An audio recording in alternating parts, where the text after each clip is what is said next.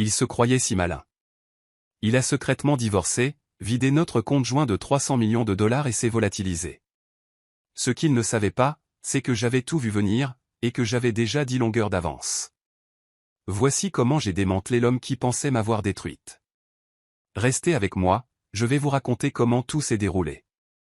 Si une partie de mon histoire résonne en vous, pensez à me soutenir, likez, partagez et abonnez-vous pour que plus de gens puissent entendre des histoires qui comptent. Je m'appelle Claire Adams. J'ai 38 ans, je suis cadre supérieur en finance d'entreprise, et j'ai bâti ma vie sur la stratégie, les chiffres et la loyauté. Pendant 12 ans, j'ai été marié à Nathan Hale, un homme qui portait le succès comme un costume sur mesure. Un investisseur en capital risque, charmant en public, impeccable à chaque événement, et jouant toujours le rôle du mari aimant. Mais derrière les portes closes, c'était différent. Froid, mécanique. Nous n'étions pas des partenaires. J'étais juste la moitié commode de son image. Pourtant, je ne m'attendais pas à ce qui allait suivre. C'était un mercredi ordinaire. J'étais au milieu d'une phrase en pleine réunion du conseil d'administration quand un coursier est entré et m'a demandé. Je pensais que c'était un contrat de dernière minute. À la place, c'était une liasse de papiers de divorce. Je les ai fixés comme s'ils étaient écrits dans une autre langue. Je n'avais rien demandé. Nous ne nous étions pas disputés. Que se passait-il? La pièce tournait, mais mon visage est resté impassible. C'est ce qu'on apprend dans la finance. Contrôler la panique, du moins en apparence. Je me suis excusé et j'ai appelé mon avocat. L'appel a commencé dans la confusion et s'est terminé par quelque chose qui ressemblait à un cœur brisé. Nathan avait demandé le divorce 9 mois plus tôt dans le Nevada, un État où le délai d'attente est court et où les lois sur la notification aux conjoints peuvent être contournées si vous prétendez ne pas connaître l'adresse de votre partenaire. Il avait falsifié des documents pour affirmer que j'avais été notifié, et le juge, ignorant la vérité, avait finalisé la procédure en toute discrétion. Mais ce n'était pas le pire. Notre compte commun, fort de 300 millions de dollars provenant principalement d'une introduction en bourse que j'avais personnellement menée à bien, était complètement vidé. Disparu. J'ai senti mon cœur s'arrêter.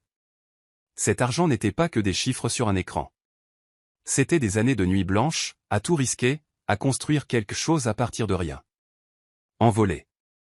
Mon avocat m'a dit, il a tout liquidé juste après que les papiers ont été validés. Tout était parfaitement synchronisé. Il s'est assuré que vous ne verriez pas un centime. Je n'ai pas pleuré. Je n'ai pas crié. Je suis resté assise là, en silence, avec une seule pensée en tête. Nathan croyait m'avoir eu, mais il ne savait pas qui j'étais vraiment. Car la vérité, c'est que je le soupçonnais depuis des mois. J'avais déjà commencé à observer, à me préparer discrètement. Et pendant qu'il pensait avoir gagné, j'étais déjà en train de planifier mon prochain coup. Dièse les signes avant-coureurs. Tout le monde pensait que Nathan était le mari parfait. Lors des soirées, il tirait ma chaise, me servait à boire, souriait comme si j'étais l'amour de sa vie. Les gens me disaient, « Claire, tu as tellement de chance de l'avoir. » Et je hochais la tête, je souriais, je jouais le jeu. Mais ce qu'ils ne voyaient pas, c'étaient les fissures. Petites au début, faciles à ignorer, mais toujours présentes. La vérité? Nathan était froid. Pas cruel, juste calculateur. Tout en lui était mesuré, contrôlé. Il ne criait pas, ne jetait pas d'objets. Il n'en avait pas besoin. Son silence était plus tranchant que n'importe quelle insulte. Sa distance ressemblait à une punition. Et je n'arrêtais pas de me dire que c'était le stress, les affaires, la pression. Je lui ai trouvé des excuses pendant des années. Avec le recul, les signes étaient partout. Il a commencé à faire plus de voyages d'affaires seul. Sans prévenir, sans détail, juste une valise prête et un vague, c'est un truc de dernière minute. Je lui faisais confiance, alors je ne posais pas de questions. Puis il y a eu les appels tard dans la nuit. Il sortait pour parler à voix basse, disant toujours que c'était juste un investisseur. Parfois, il revenait à l'intérieur comme si de rien n'était.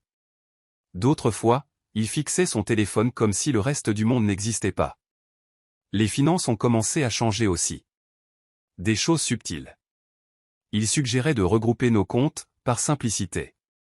Puis il disait avoir besoin d'un accès pour transférer des fonds, juste au cas où.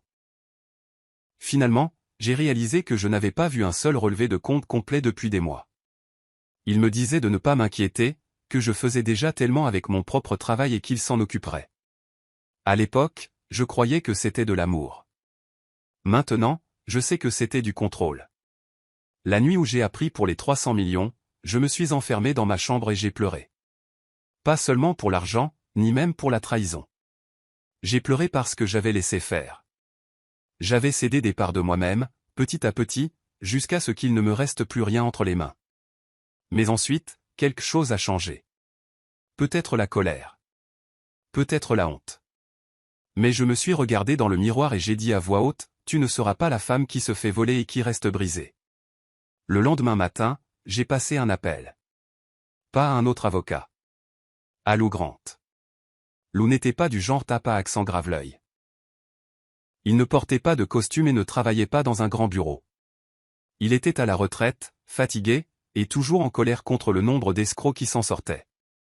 Je l'avais rencontré des années auparavant lors d'une conférence sur la conformité financière. Ce jour-là, il avait raconté comment il avait fait tomber un voleur de hedge fund qui utilisait le nom de sa propre mère pour cacher des actifs. Je me suis souvenu de cette histoire.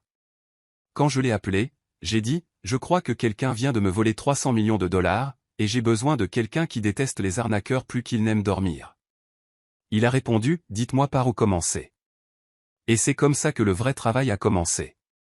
Dièse la chasse. Lou n'a pas perdu de temps. Dès que nous nous sommes assis dans son bureau poussiéreux, les murs tapissés de vieux dossiers, des ronds de café sur chaque surface, il s'est mis au travail. Il m'a tendu un bloc-notes et a dit, « On part à la pêche. » Et je vous garantis que votre mari a laissé une trace. Je ne savais pas par où commencer. Tout ce que j'avais, c'était des fragments, des numéros de compte dont je me souvenais, des affaires que Nathan avait mentionnées, des emails qui me semblaient étranges avec le recul. Mais Lou savait exactement quoi faire. Il a épluché les registres publics, gratté les anciens dépôts et fouillé chaque empreinte financière que nous pouvions trouver. En une semaine, nous avons trouvé le premier indice, un compte Will Caïman au nom de Westlake Holding. Ça ressemblait à un simple véhicule d'investissement, jusqu'à ce que Lou le relie à une société écran dans le Delaware, puis à une autre dans les îles Vierges britanniques. Un par un, nous avons découvert les couches, comme des poupées russes. Chaque société se cachait à l'intérieur d'une autre, mais tous les signes pointaient vers Nathan. La preuve irréfutable est arrivée sous la forme d'un compte en fiducie, qui montrait des dépôts mensuels de 1,5 million de dollars, commençant exactement 9 mois avant mon divorce. Je n'avais jamais approuvé une telle chose. Je n'avais même jamais entendu parler de cette fiducie. Et pourtant, il y avait mon nom, ma signature. Lou s'est penché en arrière dans sa chaise, plissant les yeux. Ce n'est pas seulement sournois. C'est criminel, et bâclé. Il m'a montré le document de transfert. Certaines signatures étaient numériques. D'autres semblaient manuscrites. Ma signature avait été copiée avec précision, mais pas parfaitement. C'était suffisant pour soulever des questions au tribunal. Lou a souri pour la première fois depuis que nous avions commencé. Il est devenu trop confiant, a-t-il dit. C'est toujours là que les gens comme lui font des erreurs. C'est là que j'ai compris. Nathan pensait que je ne regarderais jamais. Il comptait sur le fait que j'allais m'effondrer, rester blessé, silencieuse, humiliée. Il ne pensait pas que j'allais creuser. Il ne s'attendait certainement pas à ce que je me batte. Mais je ne faisais pas que me battre. Je chassais. Nous avons découvert 12 entités fictives, toutes conçues pour déplacer l'argent de nos comptes vers le labyrinthe personnel de holdings de Nathan. Certaines avaient été créées des années auparavant, bien avant la demande de divorce. Il planifiait cela depuis un bon moment. Cette prise de conscience m'a piqué plus que je ne l'aurais cru. Ce n'était pas seulement une trahison. C'était un vol prémédité. Pourtant, je n'ai rien dit à personne. Pas à ma meilleure amie. Pas à mon assistant. Pas même à mon propre frère. Je ne voulais pas de sympathie. Je voulais des résultats. Et je savais que si je parlais, le moindre mot pourrait remonter jusqu'à Nathan. Alors, je suis allé au travail tous les jours avec un visage impassible. J'ai souri pendant les réunions. J'ai hoché la tête pendant les déjeuners avec les clients. Et la nuit, je m'asseyais à côté de Lou pendant qu'il dessinait des schémas, imprimait des relevés, construisait des chronologies. Chaque détail nous rapprochait de la vérité. Et chaque vérité nous rapprochait de la vengeance. Dies le leur. Lou et moi avions déjà tant découvert, mais j'avais besoin de comprendre ce que Nathan faisait maintenant, où il était, avec qui, et comment il cachait le reste de l'argent. Si je voulais le faire tomber, il me fallait le tableau complet. Cela signifiait entrer dans le monde qu'il avait construit après m'avoir quitté. Ça n'a pas pris longtemps. Nathan avait laissé une trace numérique, même s'il se croyait prudent. Quelques contacts dans le monde de la banque privée m'ont orienté vers une certaine Allie Brox, une conseillère en patrimoine de 27 ans, récemment transférée dans une firme de prestige à Miami. Son nom revenait sans cesse à côté de celui de Nathan dans des réservations de voyage, des baux de location, et même une suite professionnelle enregistrée sous le nom de NB Global Service. Au début, j'ai supposé que c'était juste une autre aventure. Mais en creusant, il est devenu clair qu'elle n'était pas nouvelle. Elle était dans sa vie depuis des années, presque 4, juste sous mon nez. Les voyages qu'il disait être pour des réunions de conseil, il était avec elle. Les conférences en Europe, elle y allait aussi. Il avait construit une vie entière avec elle tout en vivant encore dans notre maison. Le pire, c'est que Allie pensait être avec une victime. Nathan lui avait raconté que j'étais la personne toxique, que je l'avais trompé, manipulé, et même que j'avais essayé de lui prendre son entreprise. Il a si bien joué l'homme brisé qu'elle a cru chaque mensonge. Ça m'a retourné l'estomac, mais autre chose a attiré mon attention. Son nom figurait sur des documents d'actifs, des comptes bancaires, des transferts offshore non pas en tant que co-signataire, mais en tant que gestionnaire désigné pour certaines des sociétés écrans que Lou et moi avions déjà identifiées. Elle n'en avait aucune idée. Nathan utilisait ses qualifications, sa position, son identité pour l'aider à déplacer et à protéger l'argent volé. Elle pensait aider son partenaire aimant à gérer ses finances. En réalité, elle n'était qu'un autre pion. C'est là que j'ai eu le déclic. Nathan ne m'avait pas seulement trahi. Il l'a préparé à porter le chapeau si quelque chose tournait mal. Ça aurait dû me soulager. Ça n'a pas été le cas. Mais ça m'a donné un moyen de pression. Je me suis assise, j'ai regardé tous les dossiers étalés sur la table de ma salle à manger et j'ai souri pour la première fois depuis des semaines. Je savais ce que je devais faire. J'allais laisser Nathan croire qu'il avait gagné. Plus de tension, plus de résistance. J'allais jouer le rôle qu'il attendait, amer, vaincu, perdu. Je le laisserais se sentir à l'aise, et même suffisant. Le genre de suffisance qui rend un homme négligent. C'est là qu'il dérape. Il ne s'agissait plus seulement de vengeance. C'était une question de précision. Car mon prochain coup ne serait pas bruyant. Il serait net, stratégique, et il ne le verrait jamais venir. L'heure de ma performance avait sonné. Il fallait que je voie Nathan en personne. Pas pour me disputer, pas pour exiger des réponses. Juste pour lui vendre un mensonge qu'il mourait d'envie de croire, que j'étais brisé, que j'avais accepté la défaite. Je lui ai envoyé un texto, simple et doux, on peut se voir? J'ai juste besoin de tourner la page. Il a répondu en moins d'1 heure. Bien sûr, parlons-en. Il est temps. Nous nous sommes retrouvés dans un restaurant tranquille qu'il aimait autrefois, lumière tamisée, box privée, nappe blanche. Je ne portais ni maquillage, ni bijoux.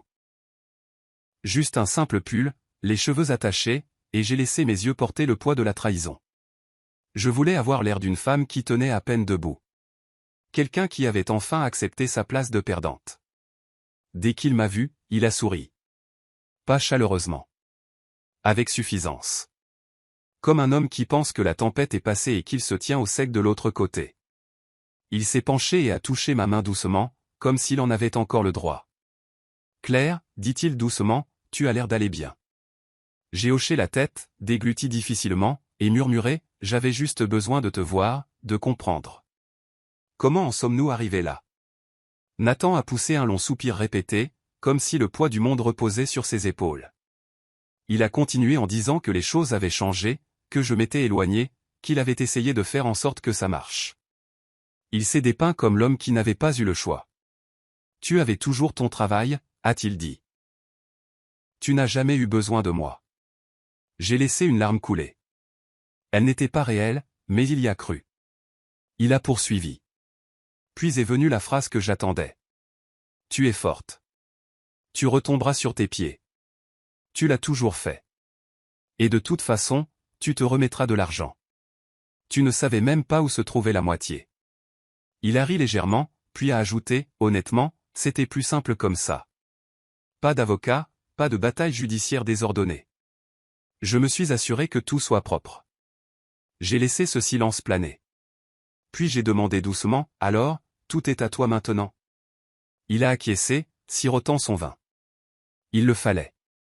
Tu te serais battu pour ça. J'ai dû anticiper.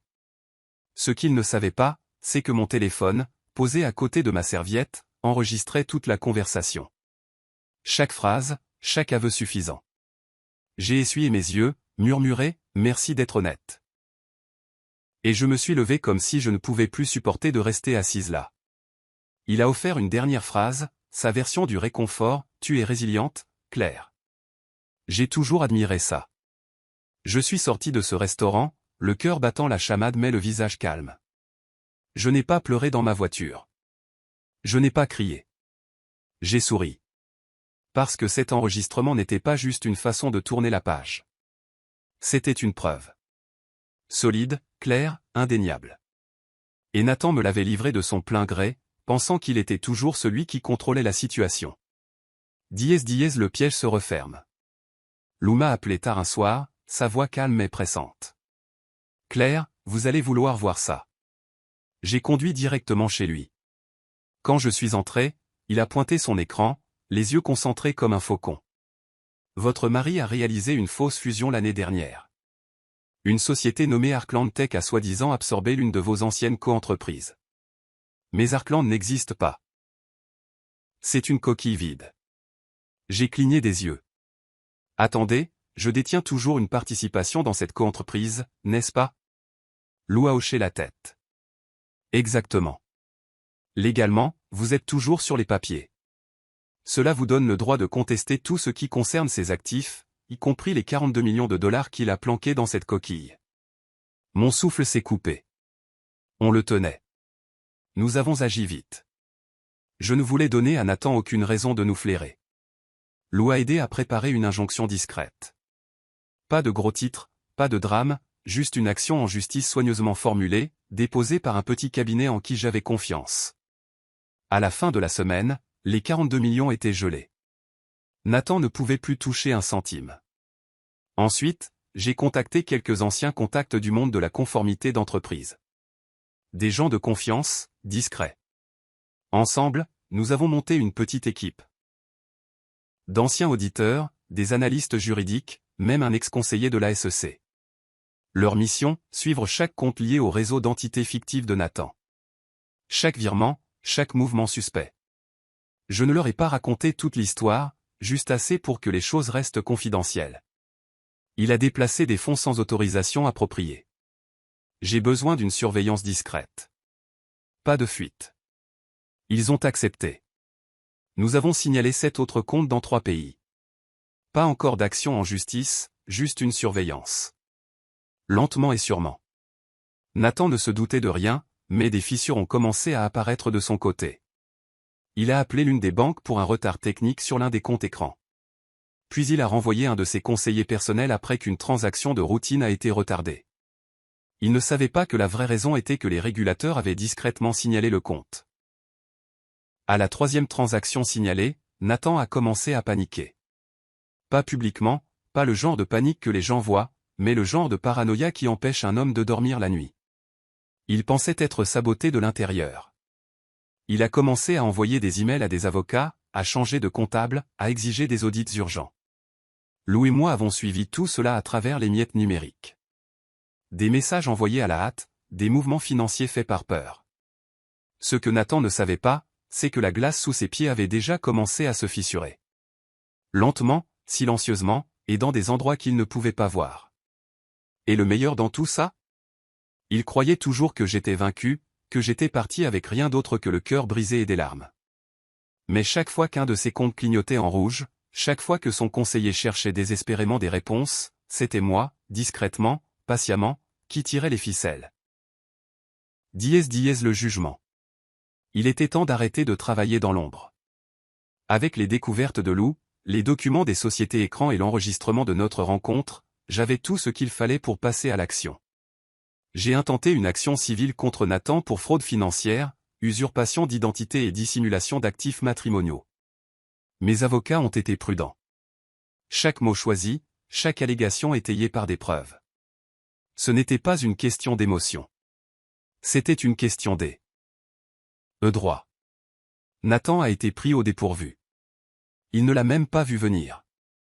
Le tribunal lui a ordonné de soumettre tous les documents financiers pertinents, y compris les déclarations de revenus et l'historique bancaire complet des 5 dernières années.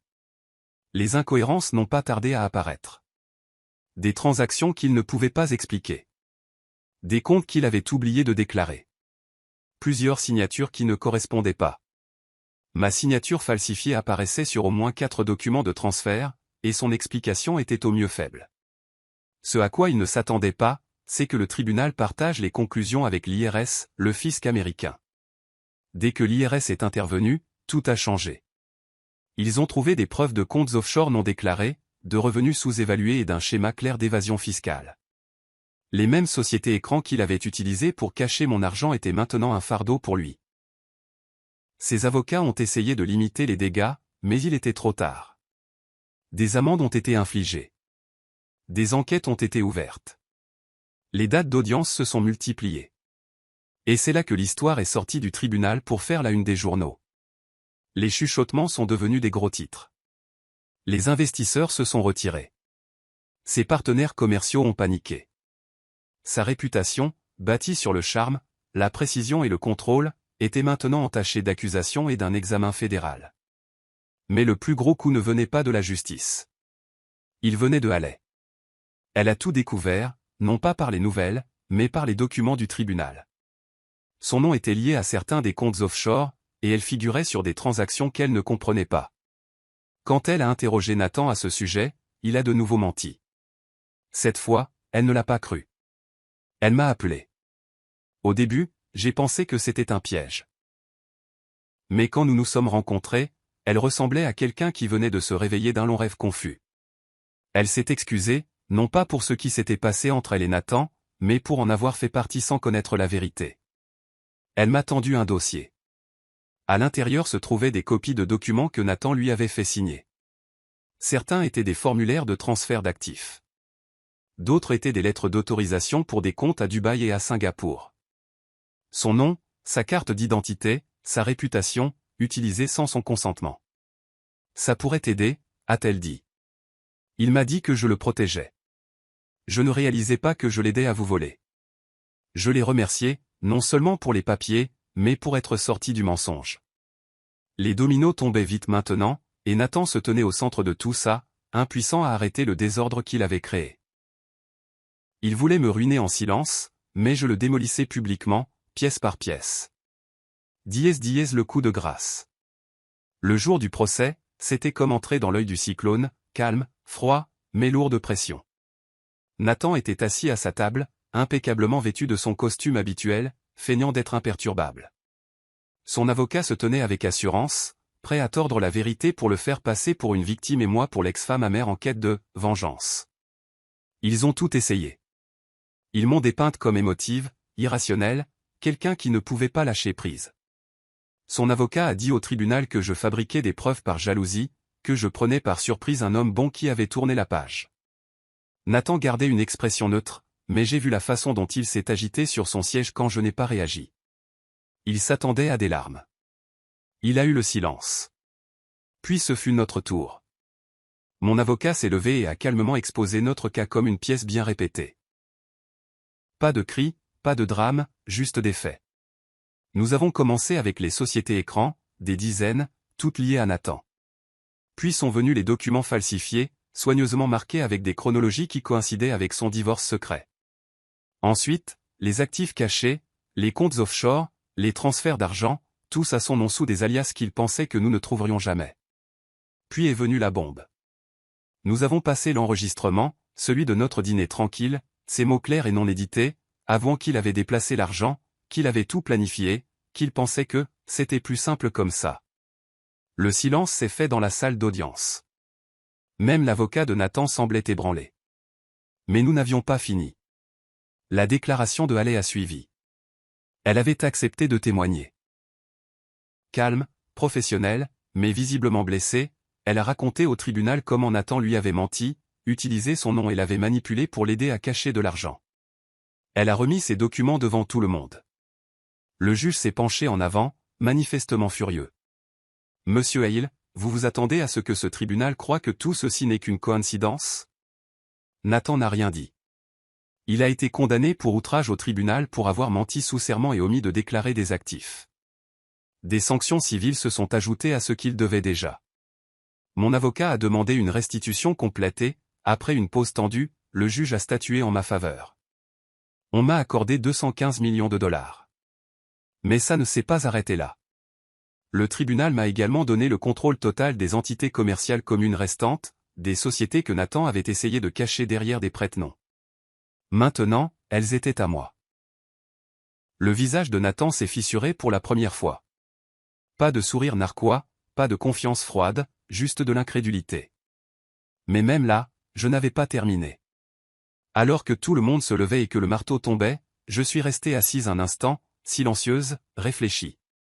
Parce qu'il me restait une dernière carte à jouer. Quelque chose que Nathan ne savait pas était déjà en marche. Quelque chose de plus grand qu'un tribunal civil. Il pensait que le pire était passé, mais je savais ce qui allait suivre. Et ça le frapperait plus fort que tout ce qui s'était passé dans cette salle d'audience. La chute finale. Après la victoire au civil, la plupart des gens pensaient que c'était fini. J'avais mon argent, le contrôle des entreprises, et Nathan avait été humilié devant tous ceux qu'il avait autrefois loués. Mais je n'en avais pas fini. Parce que Nathan ne m'avait pas seulement fait du tort. Il avait enfreint la loi. Il avait falsifié des documents, caché de l'argent sur des comptes offshore, menti sous serment et bâti son empire sur la fraude. Je n'allais pas seulement reprendre ce qui m'appartenait. J'allais m'assurer qu'il ne pourrait plus faire ça à personne d'autre. J'avais déjà travaillé discrètement avec quelques contacts internationaux, des gens de confiance.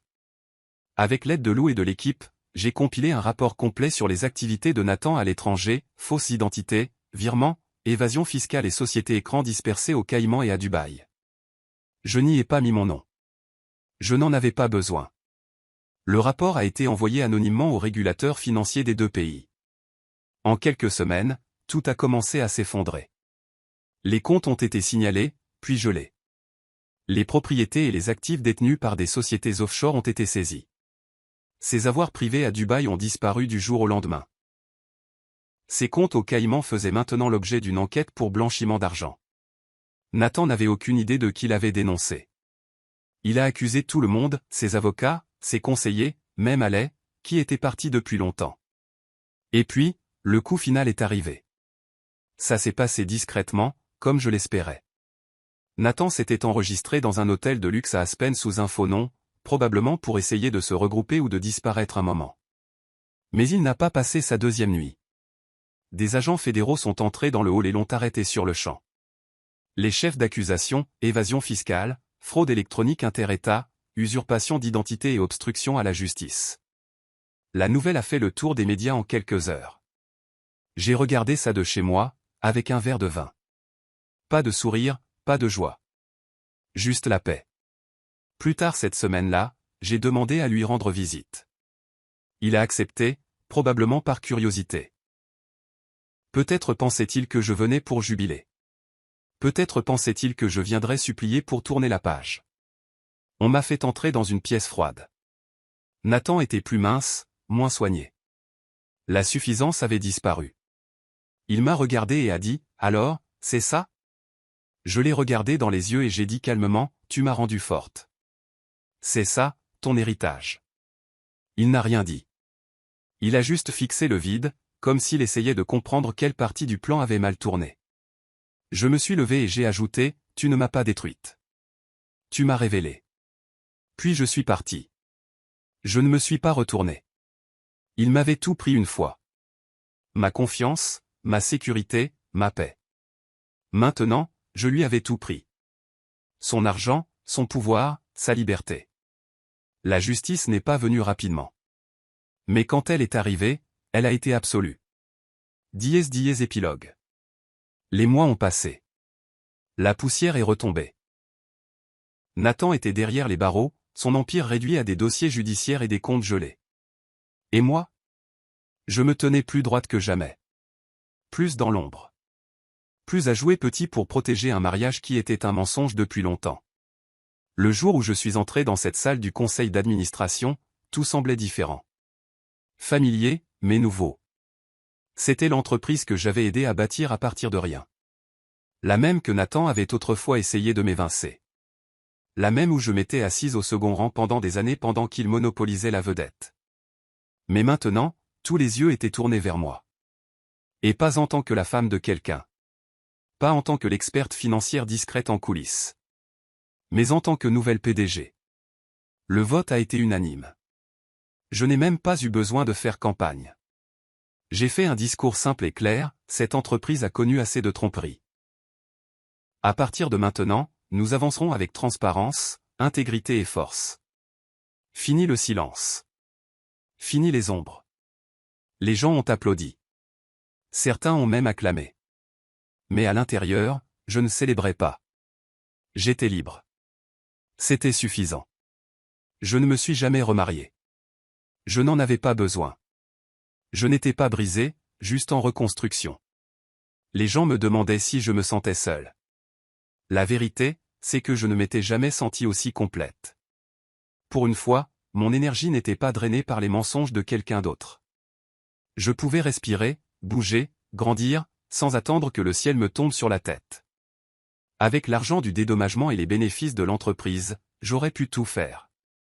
Acheter des maisons, parcourir le monde, enterrer le passé dans le luxe. Mais ça ne m'a jamais tenté. À la place, j'ai fait un choix discret, quelque chose que Nathan n'aurait jamais compris. J'ai donné la moitié de mes gains, plus de 100 millions de dollars, pour créer un fonds d'aide juridique pour les femmes victimes d'abus financiers et de manipulations silencieuses. Des femmes qui, comme moi, ont été trompées, contrôlées et effacées du tableau jusqu'à ce qu'il soit trop tard. Elles avaient maintenant quelque chose que je n'avais pas au début, quelqu'un dans leur camp. Le reste de l'argent, je l'ai investi, judicieusement. Pas pour le statut ou le pouvoir, mais pour l'indépendance. Parfois, tard le soir, je pense à tout ce qui s'est passé. La trahison, les mensonges, le silence. Mais plus que ça, je me souviens de la force que j'ai trouvée quand tout s'est effondré. Il y a un pouvoir à se reconstruire sur les ruines que quelqu'un d'autre a laissées derrière soi. Si je pouvais dire une chose à chaque femme qui a un jour été sous-estimée, ce serait ceci: ne laissez personne écrire votre fin à votre place. Dans mes moments de calme, quand je repense à tout ça, je revois cette version de moi-même, assise seule dans une salle de réunion avec des papiers de divorce à la main, incertaine de ce qui allait suivre. Et puis je souris, parce que je sais ce qui a suivi. Ils pensaient m'avoir détruite, mais je n'étais pas brisée. J'étais juste en train de me préparer. Et à la fin, je n'ai pas seulement gagné. Je l'ai effacé. Qu'auriez-vous fait à la place de Claire? Seriez-vous parti en silence, ou vous seriez-vous battu comme elle l'a fait? J'aimerais beaucoup lire vos avis dans les commentaires. Et si des histoires fortes comme celle-ci vous parlent, assurez-vous de vous abonner et d'activer la cloche de notification pour ne jamais rien manquer.